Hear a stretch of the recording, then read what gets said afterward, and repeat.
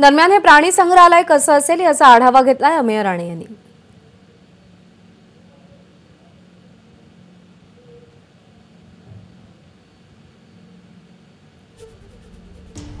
वंताराच्या या प्राणी सेवालयातलं सर्वात मोठं वैशिष्ट्य आणि आकर्षण कुठलं असेल तर तो हत्तींसाठीचा सेक्शन। जवळपास 1000 एकरच्या परिसरातील जागा ही खास हत्तींसाठी राखून ठेवलेली आहे आणि देशाच्या कानाकोपऱ्यातनं इथं हत्ती जे रेस्क्यू करून आणलेले आहेत त्यांचं आणखीन एक वैशिष्ट्य म्हणजे सर्कशीच्या माध्यमातून किंवा अन्य कुठल्या कारणाशी जी कुटुंब हत्तींची विभक्त झाली होती, लहान मुलांना घेऊन गेले होते किंवा मोठ्या हत्तींना वेगळं करण्यात आलेलं होतं, यांच्या देखरेखीसाठी जे माहूत आहेत त्यांच्याकडनं जी माहिती उपलब्ध होती त्या दृष्टीनं जे सगळे एकत्र